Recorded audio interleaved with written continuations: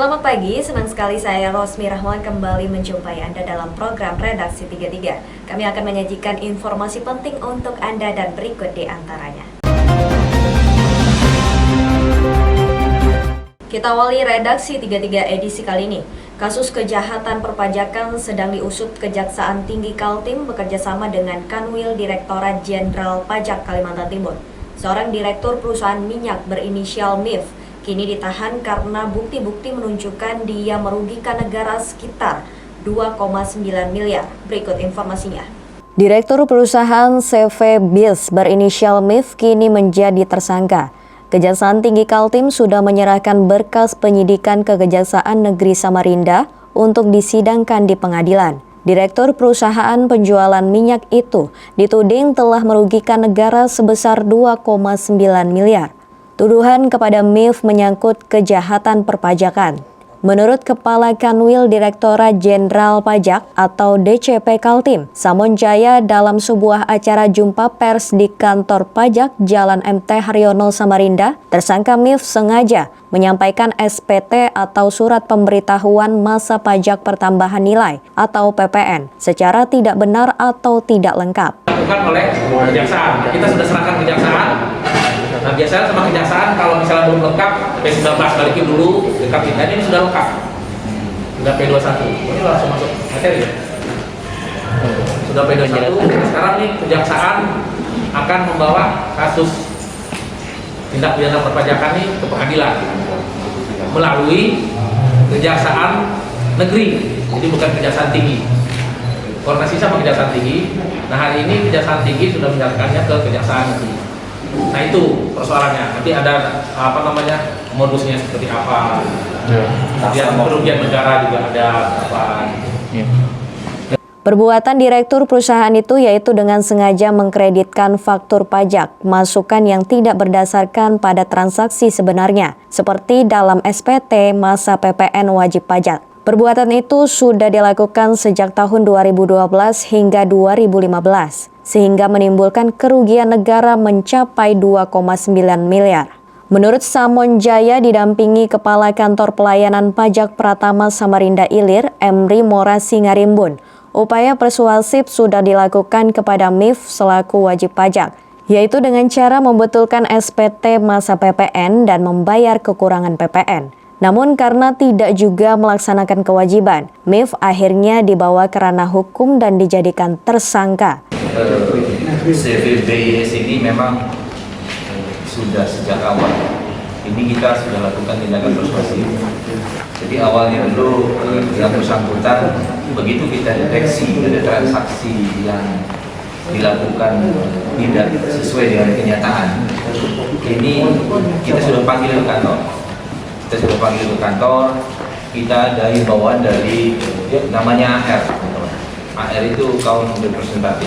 Jadi yang menangani wajib pajak perorangan atau perusahaan di kantor kita ada. Sudah ada. Wajib pajak awalnya sudah berjanji akan mengangsur, tapi tidak dilakukan secara konsisten. Nah, kita sudah persuasif. Wajib pajak juga teman-teman dulu tidak ikut tax amnesty, kalau teman-teman masih ingat. Nah, itu kan ada pengampunan itu. Dia cukup bayar pokoknya, dendanya tidak dibayarkan. Jadi yang 400 tadi itu sebelum ini proses terjadi, termasuk sanksi yang lain akan dihapuskan dengan tax amnesty. Tapi ternyata yang bersangkutan tidak ikut.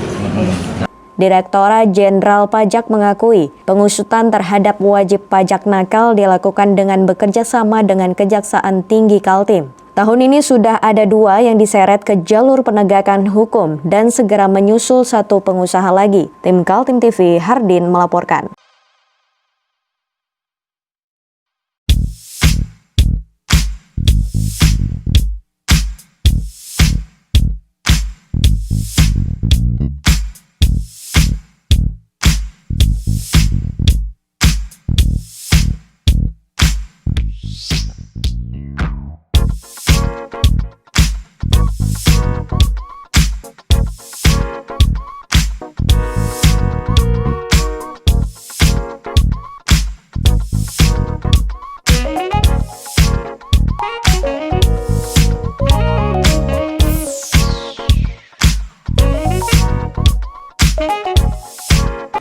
Kisah duka dialami oleh keluarga berinisial AR di Samarinda.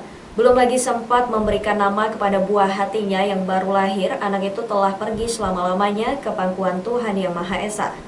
Kesedihan yang dialami AR bertambah ketika mengetahui anak yang baru beberapa jam keluar dari perut ibunya terkondisi reaktif setelah dites menggunakan rapid test. Karena tanda-tanda itu, maka pihak medis yang merawat langsung melakukan swab.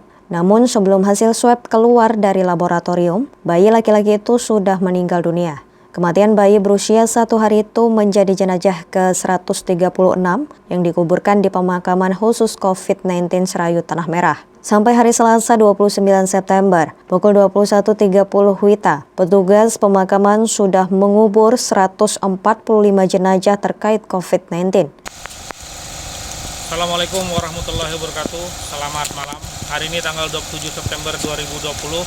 Pukul 23:40 kami melakukan prosesi pemakaman ke-136 terhadap jenazah bayi putra dari AR usia 1 hari berjenis kelamin laki-laki, mulai dirawat di Rumah Sakit Dirgahayu pada tanggal 26 September 2020 dengan diagnosis respiratory distress dan dinyatakan meninggal dunia pada tanggal 27 September 2020 pukul 16.00 dengan hasil rapid testnya reaktif IPA positif. Bayi tersebut berstatus probable COVID-19. Saat ini sedang kita lakukan pemakamannya secara protokol COVID di Pemakaman Umum Rohatul Jannah Serayu Tanah Merah, Samarinda. Update 29 September di Kota Samarinda, terjadi penambahan kasus positif baru sebanyak 56 orang dan meninggal dunia 4 orang. Sehingga secara kumulatif ada 2.529 orang terkonfirmasi positif dan 1.594 diantaranya sembuh. Kasus positif meninggal dunia 96 orang dan yang masih dirawat sebanyak 839 orang. Terjadi perbedaan data jumlah pasien terkonfirmasi positif meninggal dunia dengan jumlah warga yang dimakamkan di Serayu Tanah Merah, Samarinda Utara. Lantaran sebagian yang dimakamkan berstatus probable atau meninggal sebelum hasil swab keluar. Tim Kaltim TV melaporkan.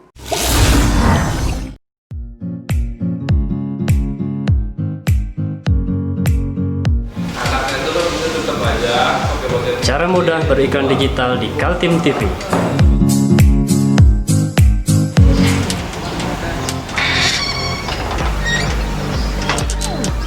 Yang pertama, jadilah sahabat Kaltim TV.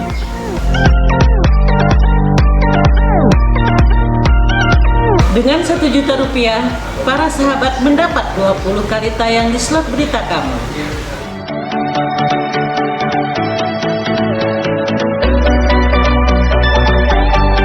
Dengan 20 detik dapat menjangkau 20.000 penonton. Anda beruntung karena mendapat kesempatan perdana dari kami. Ayo jadilah sahabat Kaltim TV. 4 kawanan pencuri sepeda motor digulung tim Opsnal Elang Borneo Reskim Polsek Balikpapan Selatan. Sepeda hasil curian dijual melalui media sosial. Berikut informasinya. Dengan menggunakan baju tahanan dan masker, 2 dari 4 pelaku pencurian sepeda di kawasan Balikpapan Selatan pada Selasa siang digiring tim Opsnal Elang Borneo Reskim Polsek Balikpapan Selatan. Kedua tersangka dibekuk di lokasi yang berbeda. Awalnya kejadian pada tanggal 26 September, pelaku melakukan aksi pencurian pada dini hari. Pemilik sepeda mengetahui saat akan menggunakan, namun sepeda dengan merek Trail sudah tidak ada di garasi tempatnya terparkir. Oleh korban, hal tersebut langsung dilaporkan ke pihak kepolisian. Harga sepeda milik korban yang mencapai Rp13 juta ini oleh tersangka ditawarkan melalui media sosial dengan harga Rp6 juta. Dari hasil penyelidikan, polisi awalnya menangkap 1 tersangka Rian Edo Prayuda di rumahnya di kawasan Pasar Baru Balikpapan Kota. Polisi kembali mengembangkan dan berhasil membekuk Zulkifli dan 2 anak di bawah umur yang ikut melakukan pencurian. Tersangka Zulkifli bertugas sebagai pemetik sepeda dan ketiga pelaku lainnya mengawasi. Sepeda hasil curian dibawa menggunakan sepeda motor. Ungkap dan diamankan 4 orang tersangka, yang 2 ABH, yang 2 lagi sudah dewasa. Barang bukti juga sudah mengamankan. Informasinya 1 pelaku sempat DPO dan sudah berhasil diamankan itu inisial siapa? Inisial pertama yang kami dapat informasi adalah si Ijol. Namun Ijol kami amankan terakhir, namun tidak lama kemudian setelah kami amankan 3 orang. Ditangkap diamankan tanggal berapa itu? Nah, ketepatan yang 3 ditangkap di alamatnya masing-masing di dalam rumah. Kemudian yang terakhir kemarin sore kami amankan. Sepeda ini diambil menggunakan pakai motor atau gimana Bang? Mereka menggunakan sepeda motor, berangkat berdua dengan 2 sepeda motor berboncengan. Yang 1 ngambil, yang 3 ngawasin untuk supaya lebih aman apabila ada yang datang ataupun mungkin bisa diberitahu untuk yang memetik. Itu diincar memang kah, Jul? Sudah tahu memang sebelumnya memang di garasi itu ada sepeda ini. Rumahmu dengan sepeda ini berdekatan? Nah, rumah obat baru. Hah? Rumah jauh, Pak. Rumahmu jauh ya, Kota Baru dengan TKP jauh ya. Tapi kamu pernah lihat lewat situ? Pernah lewat melihat ada sepeda di tempat itu. Oh, begitu. Rencana mau dijual kemana? Di Facebook. Facebook ya. Tapi sebelumnya itu sudah dijual ya? Di mana? Facebook. Facebook juga. 2 tersangka akan dikenakan pasal 363 KUHP dengan ancaman hukuman 5 tahun penjara. Sementara 2 ABH akan dilakukan diversi. Dari Balikpapan, Muhammad Idris, tim Kaltim TV. Mari kita memerangi virus corona dengan mematuhi imbauan pemerintah. Stay at home. Teka-teki siapa bakal diusulkan oleh DPD Partai Gerindra mengisi kursi Wakil Ketua DPRD Kaltim akhirnya terjawab. Rapat pleno partai dipimpin Andi Harun itu memutuskan Seno Aji untuk menggantikan posisi pimpinan lembaga legislatif itu. Nama Seno Aji yang sekarang menjabat Ketua Badan Kehormatan DPRD Kaltim ditetapkan sebagai calon Wakil Ketua DPRD Kaltim dalam rapat pleno DPD Partai Gerindra Kaltim. Namanya diusulkan sebagai calon tunggal ke DPP Partai Gerindra dan masih menunggu persetujuan dari DPP. Usulan pergantian pimpinan DPRD Kaltim lantaran Andi Harun yang menduduki jabatan itu harus mundur dari anggota DPRD Kaltim sebagai konsekuensi maju dalam Pilkada Kota Samarinda. Dia telah mengirim surat pengunduran diri kepada pimpinan DPRD sejak 22 September lalu. Partai Gerindra di DPRD Kaltim memiliki 8 kursi, yakni Andi Harun, Agus Wandi, Ekti Immanuel, Bagus Susetyo, Seno Aji, Henry Pailan, Ahmed Reja Falevi, dan Baharudin Muin. Andi Harun sebagai anggota DPRD akan digantikan peraih nomor 3 besar saat Pileg lalu, yaitu Mas Hari Rais. Kita sudah lakukan rapat pleno di DPD dan memang itu nanti akan menunggu surat keputusan dari DPP. Memang kalau di rapat pleno hanya diusulkan 1 nama. Nah, kita menunggu perkembangan selanjutnya dari DPP yang ada di daerah sekarang. Artinya keputusan itu kira-kira kapan Bang bakal dikeluarkan? Kalau keputusan dari DPP kurang lebih 1 minggu dari sekarang. 1 minggu ya? Ya, jadi mudah-mudahan minggu depan sudah ada hasil dari DPP.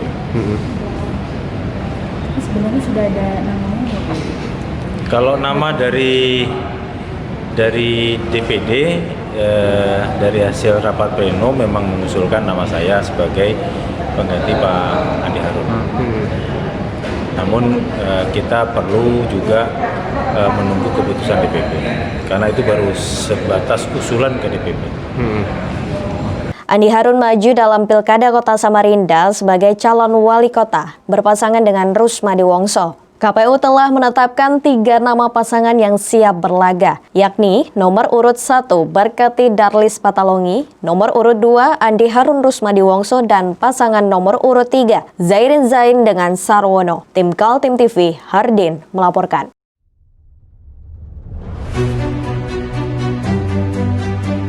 Hari ini kita ada kegiatan untuk membungkus sembako untuk dibagikan ke masyarakat yang membutuhkan karena COVID-19 ini. Semoga kita sukses semua. Amin. Harus kerjasama yang bagus. Pancasila! Amin. Pancasila! Amin. Pancasila! Amin. Merdeka! Merdeka!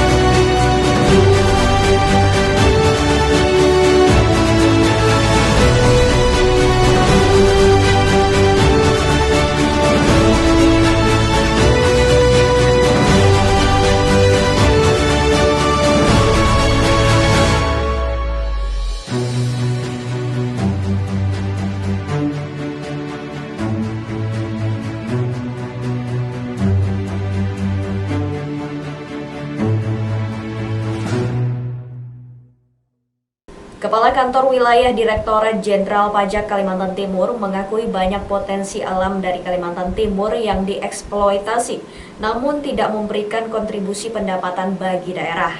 Salah satunya adalah bisnis sarang burung yang dimiliki banyak pengusaha dari luar daerah. Dalam acara jumpa pers, Kepala Kanwil Direktorat Jenderal Pajak Kaltim, Samonjaya, secara belak-belakan membuka adanya potensi pajak yang mestinya menjadi pendapatan Kaltim, tapi tidak memberikan kontribusi bagi daerah ini. Dia menyoroti bisnis sarang burung yang marak dengan rumah-rumah sarang burungnya, tapi ternyata kepemilikannya dari pengusaha luar daerah yang membuat pajaknya tidak masuk ke daerah. Sarang burung walet, ayo.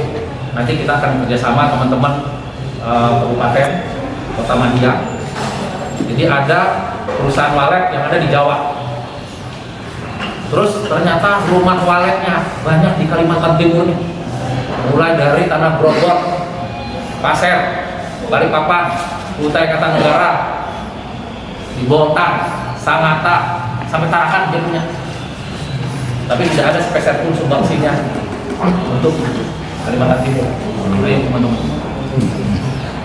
Samonjaya juga mengungkapkan belum tertibnya pemungutan pajak di perusahaan atau restoran. Konsumen sudah dipungut pajak, namun berdasarkan penelitian Direktorat Jenderal Pajak, masih banyak yang menyalahgunakan dengan tidak menyetorkan pungutan pajaknya kepada kantor pajak. Kan seolah tuh ngambil, tapi bayangkan itu yang mengambil itu sebenarnya memang itu maunya dari undang-undang, maunya dari rakyat untuk kembali lagi ke rakyat. Jadi itu bukan ambil sembarangan, tapi yang ngambil siapa? Pemungut atau pemotong. Siapa pemungut dan pemotong pajak itu? Apakah petugas pajak? Tidak. Ada yang tahu nggak siapa pemotong dan pemungut pajak? Jadi misalnya siapa? Yang sudah dapat gaji bulanan siapa? Jadi kalau gajinya di atas 5 juta, ya gajinya 5 juta itu sudah dipungut tuh. Sama siapa yang pungut? Kantor. Perusahaan tempat kerja. Percis. Mas Agri. Tapi apakah yang memungut tadi, perusahaan itu tadi, itu sudah setor nggak ke negara? Sudah setor nggak ke negaranya di luar? Apakah pemerintah pusat ataupun pemerintah kabupaten, kota, ataupun provinsi? Jadi yang paling sederhana. Sebelumnya, Kanwil Direktorat Jenderal Pajak Kaltim mengumumkan adanya pengusaha BBM di Samarinda yang nakal, tidak membuat SPT masa PPN dengan benar, sehingga negara dirugikan sebesar 2,9 miliar. Pengusaha berinisial MIF itu sudah ditahan dan segera diadili di pengadilan. Tim Kaltim TV, Hardin, melaporkan.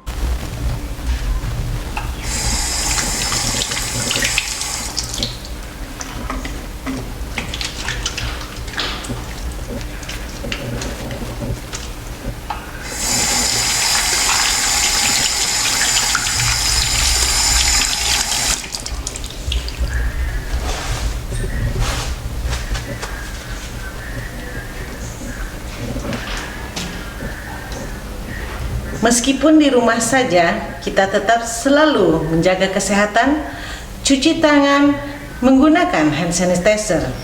Ingat, mulailah dari diri sendiri. Kita beralih untuk informasi selanjutnya. 6 orang guru SMA di Kabupaten Pasir mengadu ke DPRD Kaltim. Mereka mengeluhkan status sebagai aparatur sipil negara provinsi dan ingin pindah dengan status menjadi pegawai negeri sipil kabupaten. Para guru ini menceritakan nasib mereka yang semula bekerja sebagai guru SMA Negeri 1 Tanah Grogot, tapi kemudian dimutasi menjadi guru SMA Negeri Batu Engau yang jaraknya sekitar 75 km dari rumah mereka di Tanah Grogot. Lantaran mutasi dari Dinas Pendidikan Provinsi Kaltim itu, ke-6 guru mengusulkan agar status kepegawaian mereka pindah dari provinsi menjadi pegawai kabupaten. Alasan para guru mengajukan pindah status kepegawaian karena saat dimutasi mereka tidak tahu apa alasannya. Belakangan beredar rumor bahwa para guru dimutasi karena dianggap sebagai provokator yang menyebabkan adanya siswa SMA Negeri 1 berunjuk rasa tahun lalu. Saya di sini mewakili teman-teman, kita ada berenam. kami adalah guru-guru, sebelumnya kami adalah guru-guru SMA 1 Tanah Grogol. Beberapa waktu lalu kami dimutasi oleh pihak Dinas Pendidikan Provinsi, karena provinsi kan di bawah SMA kan di bawah provinsi, dimutasi.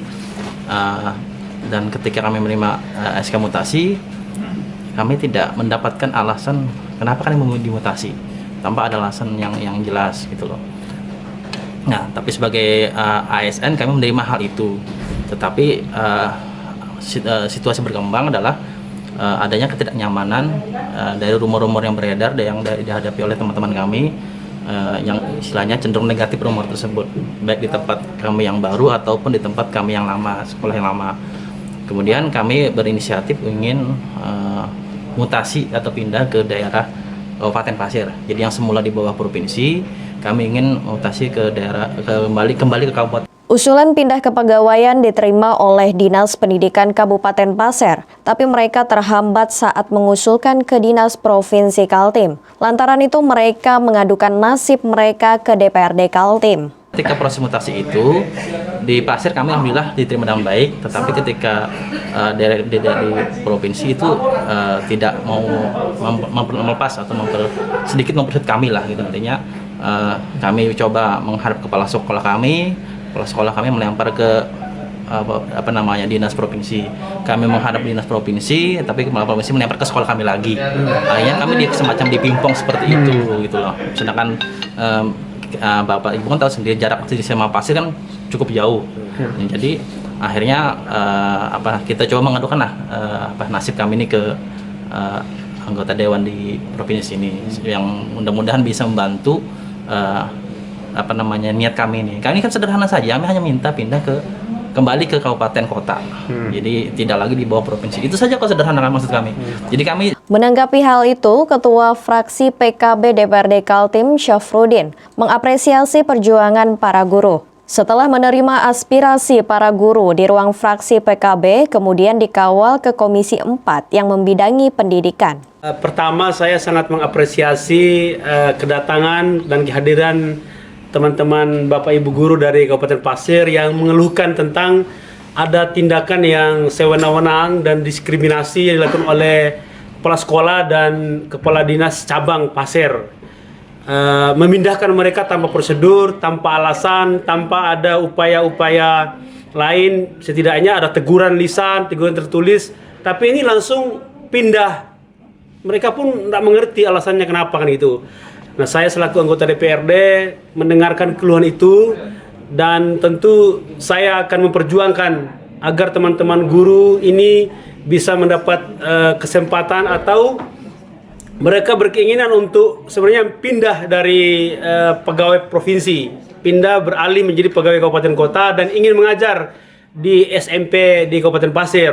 Oleh karena itu saya minta kepada Kepala Dinas Provinsi, Dinas Pendidikan Provinsi untuk tidak mempersulit proses pemindahan ini, dan saya juga minta kepada teman-teman. Tim Kaltim TV melaporkan.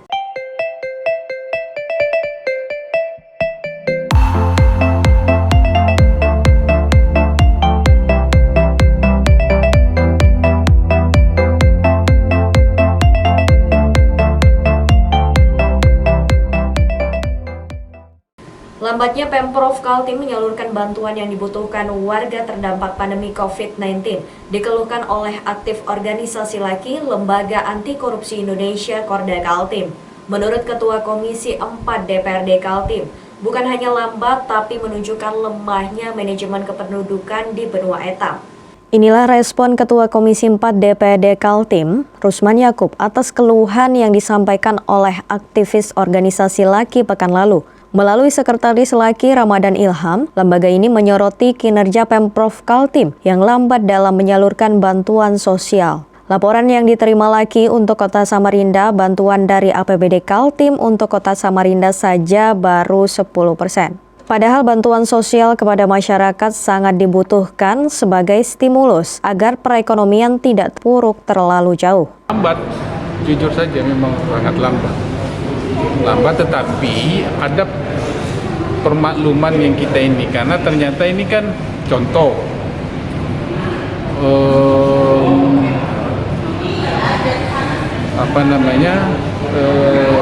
problem yang mendasar saya lihat itu karena pemerintah provinsi takut sekali dengan duplikasi data, gitu, takut sekali, dan dia tidak mau ini, maka itu yang membuat lambat. Sementara kita tidak bisa sampai hari ini, ternyata kita tidak bisa mengharap yang namanya NIK itu. Bantuan untuk warga Kaltim dialokasikan dari 3 sumber keuangan, yakni pemerintah pusat, pemerintah provinsi, dan pemerintah kabupaten kota. Pemprov Kaltim telah menganggarkan dana refocusing sebesar 538 miliar, yang diantaranya digunakan untuk membantu warga Kaltim yang terdampak pandemi COVID-19. Bantuan diberikan 3 tahap, namun untuk tahap pertama saja belum tuntas seluruhnya. Menurut Rusman Yakub, situasi pandemi memberikan petunjuk kelemahan sistem penduduk dan data di benua etam. Dia melihat kelemahan itu menjadi tugas pemerintah untuk memperbaikinya. Artinya kalau sejak awal kita mengandalkan NIK, apalagi kalau dia bersumber dari aplikasi dari elektronik, mestinya kan tidak susah, tapi nyatanya kan susah juga. Artinya sekali lagi saya ingin katakan bahwa pandemi ini menunjukkan kepada kita bahwa betapa lemahnya manajemen kependudukan kita, betapa lemahnya manajemen data kita. Urusan begini ya masih memakan waktu berbulan-bulan untuk verifikasi dan validasi. Hanya karena ketakutan kita untuk ganda, double entry segala macam. Padahal semestinya. Tim Kaltim TV, Hardin melaporkan.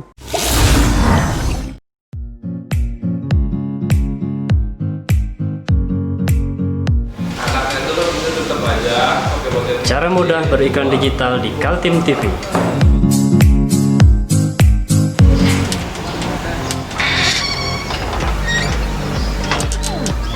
Yang pertama, jadilah sahabat Kaltim TV.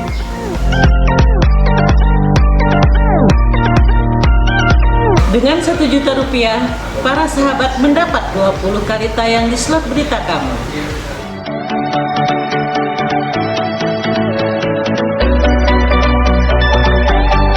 Dengan 20 detik dapat menjangkau 20.000 penonton. Anda beruntung karena mendapat kesempatan perdana dari kami. Ayo jadilah sahabat Kaltim TV. Demikian redaksi 33 edisi kali ini. Informasi lainnya dapat Anda simak melalui situs website kami www.kaltim.tv, channel YouTube dan fanpage Facebook Kaltim TV. Jangan lupa untuk selalu patuhi protokol kesehatan. Saya Rosmi Rahma bersama kerabat kerja yang bertugas pamit undur diri. Selamat pagi, selamat beraktivitas dan sampai jumpa.